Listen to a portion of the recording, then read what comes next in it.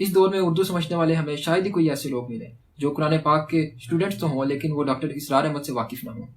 ان کی رجوع قرآن کی دعوت کی وجہ سے بے شمار نوجوان قرآن پاک کے ساتھ منسلک ہوئے، اور خاص طور پہ جو معاشرے کا پڑھا لکھا طبقہ تھا ان کی کوشش تھی کہ اس کو اسلامی فکر کا سورس بنا کر اس کے ذریعے اسلامک رینیسانس پیدا کیا جائے۔ یعنی وہ صرف نظم قرآن کے ہی حامی نہیں تھے، بلکہ انہوں نے رسول اللہ صلی اللہ علیہ وسلم کی زندگی میں بھی ایک نظم کو آبزرو کیا تھا، اور وہ اسی پیٹرن پر پھر مسلمانوں کی جماعت میں ایک نظم پیدا کرنا چاہتے تھے تاکہ وہ پھر اقامت دین کا کام کر سکیں۔ اس کے علاوہ انہوں نے قرآن پاک کی تفسیر پر ایک کتاب لکھنے کی بجائے اس کی ویڈیو ریکارڈنگ کرائی تاکہ زیادہ سے زیادہ لوگ قرآن پاک کی طرف مائل ہو سکیں، اور ان کا انداز بیان بھی اتنا مؤثر تھا کہ آج تک لوگ ان کی ویڈیوز سے مستفید ہوتے ہیں۔ ڈاکٹر اسرار احمد 1932 میں حصار میں پیدا ہوئے، اور کچھ عرصہ بعد وہ اپنے گھر والوں کے ساتھ ساہیوال شفٹ ہو گئے۔ پاکستان بننے سے پہلے انہوں نے اسلامی جمعیت طلبہ میں شامل ہو کر تحریک آزادی میں بھی حصہ لیا تھا، اور پاکستان بننے کے بعد وہ 1950 میں جماعت اسلامی میں بھی شامل ہو گئے، اور اسی دوران انہوں نے 1954 میں کنگ ایڈورڈ میڈیکل یونیورسٹی سے MBBS بھی پاس کر لیا، لیکن 1957 میں وہ جماعت اسلامی سے الگ ہو گئے، اور پھر کچھ عرصہ بعد انہوں نے اپنی ایک الگ جماعت تنظیم اسلامی بنا لی، اور اپنی عمر کے آخری حصے تک پھر وہ اسی کے ساتھ منسلک رہے، اور وہیں سے پھر قرآن پاک کی تبلیغ بھی کرتے رہے۔ انہوں نے 2010 میں لاہور میں وفات پائی۔ اپنے بارے میں وہ خود بیان کرتے تھے کہ ان کی فکر کے 4 گوشے ہیں۔ جو ان کی فکر میں تحریک اور انقلاب کا پہلو ہے وہ انہوں نے مولانا ابو العلا مودودی اور مولانا ابوالکلام آزاد سے حاصل کیا تھا۔ حکمت دین اور فکر جدید کا تصور انہوں نے ڈاکٹر رفیع الدین اور ڈاکٹر محمد اقبال سے حاصل کیا تھا۔ اس کے علاوہ انہوں نے تصوف اور اسلاف کا فہم مولانا شبیر احمد عثمانی اور مولانا محمود حسن دیوبندی سے حاصل کیا، اور جو قرآن پاک کا نظم اور اس کی ہم آہنگی کا تصور تھا وہ انہوں نے مولانا حمید الدین فراہی اور مولانا امین حسن اصلاحی سے حاصل کیا۔ اور جہاں پر وہ اپنی ویڈیوز میں بارہا ان دونوں کی نظمیں قرآن کی تھیوری کو بیان کیا کرتے تھے، اس میں انہوں نے اپنی سوچ کے ذریعے کچھ نئے آئیڈیاز بھی پیش کیے۔ اس ویڈیو کا مقصد نظم قرآن کی تھیوری کی ان چیزوں کو ہائی لائٹ کرنا ہے جن کو ڈاکٹر اسرار نے ریوائز کیا تھا، اور کون سے نئے اوریجنل آئیڈیاز انہوں نے اس میں پیش کیے تھے۔ مولانا اصلاحی نے صورتوں کے جوڑوں کا ایک تصور پیش کیا تھا، یعنی قرآن پاک کی تمام صورتیں ایک جوڑے کی حیثیت سے ہوتی ہیں، اور جس طرح ایک جوڑے کے دونوں افراد آپس میں کمپلیمنٹری نیچر کے ہوتے ہیں اور وہ ایک دوسرے سے ایک مناسبت بھی رکھتے ہیں اور ایک دوسرے کو مکمل بھی کرتے ہیں، اسی طرح قرآن پاک کی جو صورتیں ہیں وہ بھی جب جوڑے کی شکل میں ہوتی ہیں تو وہ ایک دوسرے کے مضمون کو ایسے ہی مکمل کرتی ہیں۔ ڈاکٹر اسرار پھر مولانا اصلاحی کے اسی نظریے کو لے کر آگے چلے، اور بہت سی صورتوں کے جوڑے جو مولانا اصلاحی نے قائم کیے تھے وہ انہوں نے ویسے ہی برقرار رکھے، لیکن کچھ جگہ انہوں نے چینجز بھی کی، اور اس کی وجہ وہ یہ بتاتے تھے کہ مولانا اصلاحی کی یہ تھیوری بالکل نئی تھی، اور اس کو اپنی زندگی میں ہی اپلائی کرنے کے لیے انہیں بہت سی جگہوں پر جلد بازی سے کام لینا پڑا تھا، اور بہت سی ایسی صورتیں جن میں کوئی خاص مناسبت نہیں تھی انہوں نے تکلف سے کام لیتے ہوئے ان کے بھی جوڑے بنا دیے تھے۔ ڈاکٹر اسرار نے پھر ایسی ہی صورتوں کو دوبارہ ریوائز کر کے نئے سرے سے ان کے جوڑے بنا کر ان کو بیان کیا۔ پھر اس کے علاوہ ڈاکٹر اسرار کا ایک اور نیا آئیڈیا تھا کہ جہاں مولانا اصلاحی نے صرف 2 صورتوں کے جوڑے بنائے تھے، ڈاکٹر اسرار نے یہ بتایا تھا کہ 3 صورتوں کا بھی ایک جوڑا بن سکتا ہے، یعنی اس میں 2 صورتیں تو بالکل ویسا ہی جوڑا بنائیں گی جس طرح مولانا اصلاحی نے بیان کیا تھا، لیکن اس جوڑے میں ایک تیسری صورت بھی شامل ہو سکتی ہے، اور اس کو وہ منفرد مزاج کی صورت کا نام دیا کرتے تھے۔ مثلا قرآن پاک کی آخری 3 صورتیں یہ 3 کا ایک جوڑا بناتی ہیں، جن میں سورۃ اخلاص، سورۃ فلق اور سورۃ الناس ہیں۔ اب سورۃ فلق اور ناس یہ دونوں آپس میں ایک پرفیکٹ جوڑا ہیں، لیکن سورۃ اخلاص کی حیثیت ان دونوں کے ساتھ ایسی ہے جیسے توحید کا ایک موتی ان دونوں صورتوں کے درمیان جڑا ہو۔ اب 3 صورتوں والا جوڑا بنانے کا ایک فائدہ یہ بھی ہوا کہ ایسی بہت سی صورتیں جن کے بارے میں مولانا اصلاحی نے کلیئرلی نہیں بتایا تھا کہ یہ کس کے ساتھ جوڑا بنے گی، وہ تمام صورتیں اب کور ہو گئیں، اور مولانا اصلاحی نے جہاں بہت سی صورتوں کو دوسری صورتوں کا ضمیمہ قرار دیا تھا، یعنی کچھ صورتیں ایسی ہوتی ہیں جو باقی صورتوں کے ساتھ سپلیمنٹری نیچر کی ہوتی ہیں، ڈاکٹر اسرار کے نزدیک اس چیز کی بھی ضرورت نہیں تھی، کیونکہ جب انہوں نے 3 صورتوں کے جوڑے قائم کیے تو ایسی بہت سی صورتیں بھی کور ہو گئی جن کو مولانا اصلاحی نے سپلیمنٹری کہا تھا۔ اس طرح ڈاکٹر اسرار نے مولانا اصلاحی کی اس تھیوری کو بھی ختم کر دیا، سوائے سورۃ حجرات کے، کیونکہ ان کے نزدیک سورۃ حجرات واقعی سورۃ فتح کا ضمیمہ ہے۔ یعنی اگر ہم ان تمام جوڑوں کو دیکھیں جو ڈاکٹر اسرار نے بنائے تھے تو وہ بتاتے تھے کہ سورۃ فاتحہ ایک منفرد مزاج کی صورت ہے، اس کے ساتھ کوئی خاص جوڑا نہیں ہے، اور پورے قرآن کا ہی تقریباً اس کے ساتھ ایک جوڑا بنتا ہے۔ پھر سورۃ البقرہ اور سورۃ آل عمران ایک جوڑا ہے، سورۃ نساء اور سورۃ مائدہ ایک جوڑا ہے، سورۃ انعام اور سورۃ اعراف ایک جوڑا ہے، سورۃ انفال اور توبہ کا ایک جوڑا ہے۔ اس کے بعد 3 صورتوں کے 4 جوڑے آتے ہیں، جن میں سب سے پہلا سورۃ یونس، ہود اور یوسف کا ایک جوڑا ہے جس میں سورۃ یوسف منفرد مزاج کی صورت ہے۔ پھر سورۃ رعد، ابراہیم اور ہجر کا ایک جوڑا آ جاتا ہے جس میں سورۃ ہجر منفرد مزاج کی ہے، اور کبھی کبھی ایسا ہوتا ہے کہ منفرد مزاج کی صورت پہلے آ جاتی ہے، جیسے سورۃ نحل، اسراء اور کہف میں سورۃ نحل منفرد مزاج کی صورت سورۃ اسراء اور کہف سے پہلے آتی ہے، اور کبھی یہ منفرد مزاج کی صورت 2 صورتوں کے درمیان بھی آ سکتی ہے، جیسے سورۃ مریم، طہ اور انبیاء میں سورۃ طہ منفرد مزاج کی صورت ہے اور یہ سورۃ مریم اور سورۃ انبیاء کے درمیان آتی ہے۔ اسی طرح قرآن پاک کے آخر تک انہوں نے تمام صورتوں کے جوڑے بنائے، یعنی آخر تک آتے آتے سورۃ فیل اور سورۃ قریش کا ایک جوڑا ہے، سورۃ ماؤن اور سورۃ کوثر کا ایک جوڑا ہے، پھر 3 صورتوں کے 2 جوڑے آخر میں آتے ہیں، جن میں صورت کافرون، نصر اور لہب کا ایک جوڑا ہے، اور سب سے آخری صورت اخلاص، صورت فلق اور صورت ناس کا ایک جوڑا آ جاتا ہے۔ اس کے علاوہ انہوں نے یہ بھی چیز نوٹ کی کہ ایک جوڑے کی صورتوں میں مضمون کا ایک پروگریشن بھی ہوتا ہے، یعنی جس طرح ایک صورت سے اگلی صورت میں ہم آتے ہیں اسی طرح اس کے مضمون میں بھی ترقی ہوتی جاتی ہے۔ مثال کے طور پر صورت زلزال، صورت عادیات اور صورت قاریہ کا جو جوڑا ہے، ان تینوں صورتوں میں ایک مضمون کی پروگریشن ہوتی ہے۔ جیسے صورت زلزال میں اللہ تعالیٰ بتاتے ہیں کہ کس طرح تمام انسانوں کو ان کے اعمال قیامت کے دن دکھا دیے جائیں گے۔ پھر صورت عادیات میں بتایا جاتا ہے کہ انسان کی نیتیں اس کے سامنے کر دی جائیں گی، اور صورت قاریہ میں بتایا جاتا ہے کہ پھر ان تمام چیزوں کو اللہ تعالیٰ تولیں گے۔ یعنی پہلی صورت میں ظاہری اعمال کا ذکر ہے، دوسری صورت میں پھر نیتوں کا ذکر ہے، اور پھر تیسری صورت میں بتایا گیا ہے کہ ان دونوں چیزوں کو اللہ تعالیٰ قیامت کے دن تولیں گے۔ پھر ان کا ایک اوریجنل آئیڈیا تھا کہ جس طرح 3 صورتوں کا ایک جوڑا ہوتا ہے اس طرح 4 صورتوں کا بھی ایک جوڑا بن سکتا ہے۔ مثال کے طور پر صورت شمس، صورت لیل، صورت ضحیٰ اور صورت علم نشرہ، ان چاروں کا ایک جوڑا بنتا ہے۔ یا پھر صورت تکویر، صورت انفطار، صورت مطففین اور صورت انشقاق، ان 4 صورتوں کا بھی ایک جوڑا بنتا ہے۔ اور ان 4 صورتوں کے جوڑے کا وہ چہار سورہ جزا و سزا کہا کرتے تھے، اور ان کا یہ کہنا تھا کہ ایک جوڑے کی 4 صورتوں میں ایک کمپلیکیٹڈ سا ربط ہوتا ہے، یعنی ایک صورت دوسری صورت کے ساتھ، دوسری تیسری کے ساتھ، تیسری چوتھی کے ساتھ، پہلی چوتھی کے ساتھ، دوسری تیسری کے ساتھ، اس طرح ایک کمپلیکیٹڈ طریقے سے یہ سب صورتیں آپس میں انٹر کنیکٹڈ ہوتی ہیں۔ اب جیسے صورت تکویر، صورت انفطار، صورت مطففین اور صورت انشقاق کے ہم جوڑے میں دیکھیں تو اس کی پہلی اور دوسری صورت کے درمیان ربط یہ ہے کہ صورت تکویر میں اللہ تعالیٰ ایمان کے 3 میں سے ایک جز کا بیان کرتے ہیں کہ لوگ رسالت کا انکار کرنے کی وجہ سے دوزخ میں جائیں گے، اور صورت انفطار میں بتایا جاتا ہے کہ لوگ آخرت پر ایمان نہ لانے کی وجہ سے دوزخ میں جائیں گے۔ یعنی مکی قرآن کی جو 3 مین ٹاپکس ہیں، یعنی توحید، رسالت اور آخرت، ان میں سے 2 کا انکار پہلی 2 صورتوں میں آ جاتا ہے۔ پھر دوسری اور تیسری صورت کے درمیان ربط یہ ہے کہ صورت انفطار میں اللہ تعالیٰ ابرار کا ذکر ایک مختصر انداز سے کرتے ہیں، یعنی یہ نیکوکار لوگ کون ہیں، اور پھر صورت مطففین میں انہی ابرار کا ذکر اللہ تعالیٰ ڈیٹیل کے ساتھ کرتے ہیں۔ پھر پہلی اور چوتھی صورت کے درمیان بھی ایک ربط ہے، یعنی صورت تکویر اور صورت انشقاق، ان دونوں میں ربط یہ ہے کہ ان دونوں کے درمیان میں ایک ہی انداز سے قسم آتی ہے، دونوں میں فلا اقسمو فلا اقسمو یہ الفاظ آتے ہیں۔ پھر دوسری اور چوتھی صورت ہے، یعنی صورت انفطار اور صورت انشقاق، ان دونوں میں بھی کامن الفاظ آتے ہیں۔ ان دونوں میں اللہ تعالیٰ انسان کو مخاطب ایک جیسے الفاظ سے کرتے ہیں، یعنی ان دونوں میں آتا ہے یا ایھا الانسان، یا ایھا الانسان۔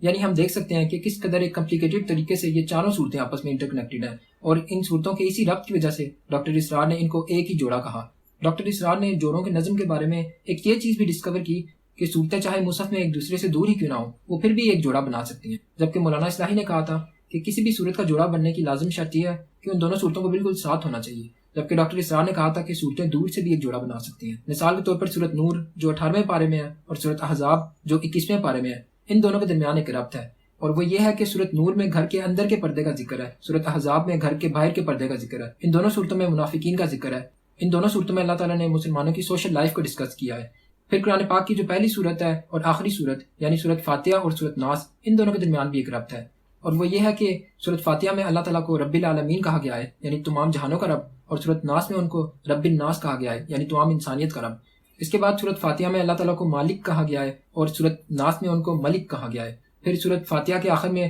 ہم اللہ تعالیٰ سے استعانت طلب کرتے ہیں کہ اللہ ہمیں سیدھے راستے پہ چلا، اور صورت ناس بھی استعانت سے شروع ہوتی ہے، یعنی اس صورت کے شروع میں پھر ہم اللہ تعالیٰ سے مدد مانگتے ہیں، یعنی ان دونوں صورتوں کے درمیان بھی ربط ہیں۔ پھر صورت یوسف اور صورت طٰہٰ، یہ دونوں صورتیں بھی مل کر ایک جوڑا بناتی ہیں۔ حالانکہ یہ دونوں صورتیں اپنے آس پاس کی صورتوں کے ساتھ 3 کا ایک جوڑا بنا رہی ہیں، لیکن چونکہ یہ دونوں ایک منفرد مزاج کی صورت ہیں، اس لیے یہ دونوں صورتیں آپس میں بھی ایک جوڑا بنتی ہیں۔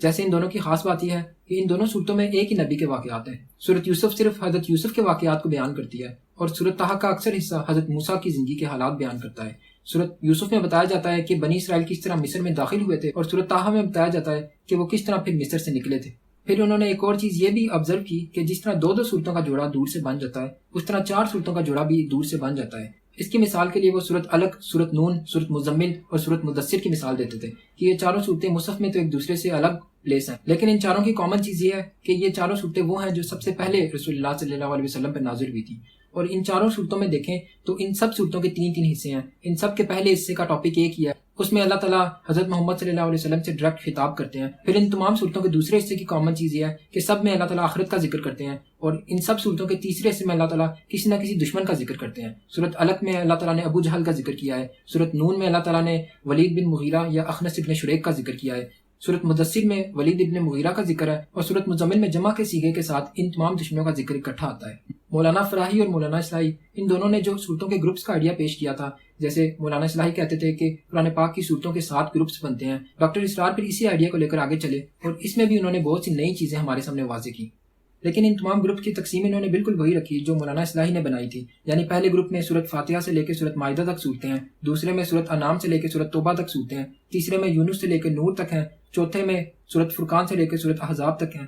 پانچویں گروپ میں سورت سبا سے لے کے سورت الحجرات تک ہیں، چھٹی میں سورت قاف سے لے کے سورت التحریم تک، اور ساتویں میں سورت الملک سے لے کر سورت الناس تک صورتیں شامل ہیں۔ پھر ڈاکٹر اسرار نے یہ بتایا کہ ان تمام گروپس کے ٹاپکس کیا ہیں، یعنی پہلے گروپ کا ٹاپک شریعت ہے، دوسرے اور تیسرے گروپ کا ٹاپک رسالت ہے، چوتھے اور پانچویں کا توحید ہے، اور چھٹے اور ساتویں کا انذار آخرت ہے۔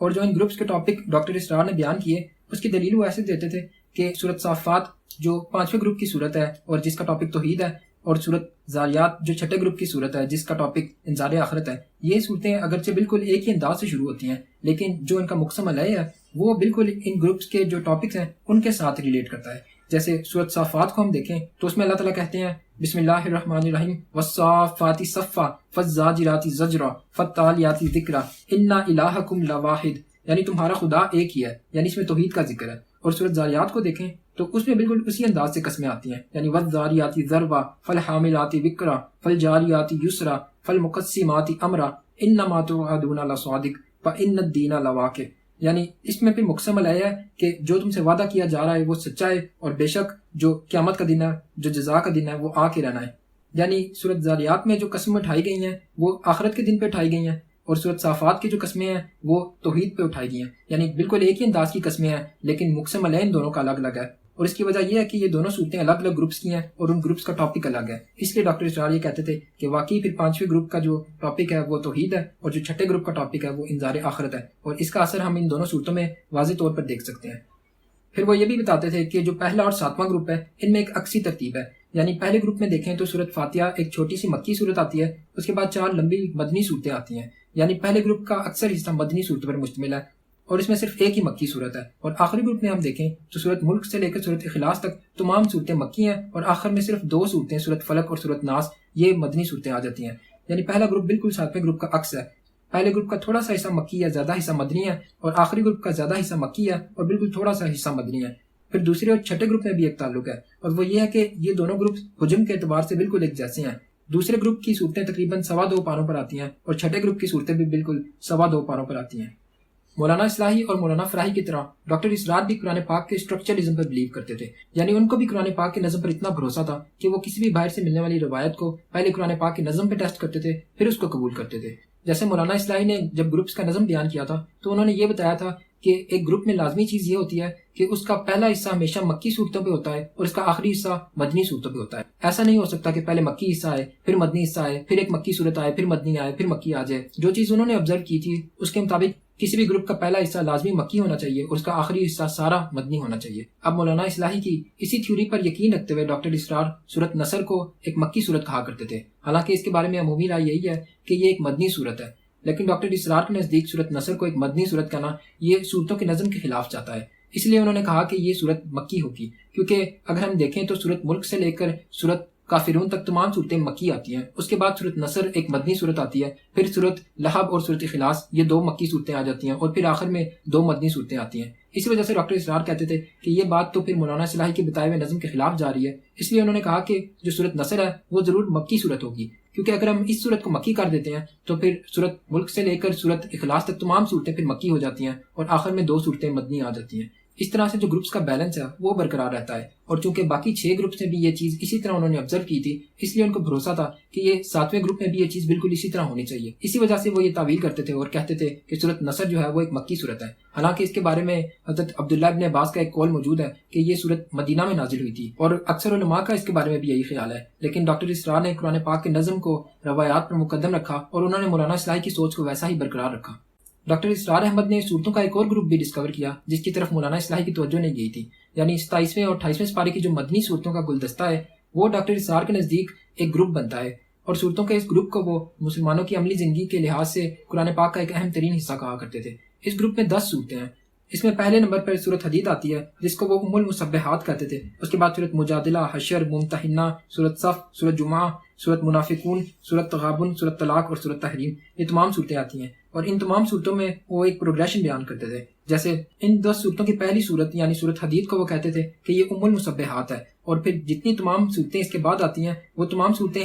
اسی صورت کی کسی نہ کسی ایک آیت کو الگ سے ڈسکس کرتی ہیں. اسی وجہ سے یہ ایک جامع صورت ہے جو سب سے پہلے آتی ہے، اور اس میں اللہ تعالیٰ وہ ماحول بیان کرتے ہیں جو مدینہ میں قائم تھا، اور اس صورت میں اللہ تعالیٰ جو کفر اور اسلام کی کشمکش جاری تھی اس کا ذکر کرتے ہیں. پھر اس سے اگلی صورت مجادلہ میں اللہ تعالیٰ اس کے ایک ٹاپک کو بیان کرتے ہیں، یعنی اس کشمکش میں جو سب سے پہلے اندرونی مسائل تھے، اور صورت مجادلہ میں اللہ تعالیٰ ان منافقین کا ذکر کرتے ہیں جو اسلام کی راہ میں رکاوٹیں پیدا کرتے تھے. اس کے بعد صورت حشر آتی ہے، اس میں مسلمانوں کا جو دوسرا اندرونی خطرہ تھا یعنی اہل کتاب، ان کا ذکر آتا ہے. پھر صورت ممتحنہ میں جو مسلمانوں کا بیرونی خطرہ تھا کفار مکہ، ان کا ذکر آتا ہے. اس میں اللہ تعالیٰ بتاتے ہیں کہ جنگ کے دنوں میں ان کے ساتھ کوئی تعلقات نہیں رکھے جائیں گے. پھر صورت صف میں اللہ تعالیٰ مسلمانوں کے مشن کو بیان کرتے ہیں، اور پھر جہاد کی طرف مسلمانوں کو پکارا جاتا ہے. پھر صورت جمعہ میں اس کا طریقہ کار بتایا جاتا ہے، اور منہج نبوی کا جو اساسی منہاج ہے اس کا ذکر صورت جمعہ میں آتا ہے. پھر ان تمام چیزوں پہ جو عمل نہیں کرے گا ان کا انجام پھر صورت منافقون میں آتا ہے کہ ایسے لوگ پھر منافقون ہوں گے اور ان کا پھر کیا انجام ہوگا. پھر اس سے آگے صورت تغابن میں اللہ تعالیٰ ایمان کے ثمرات بیان کرتے ہیں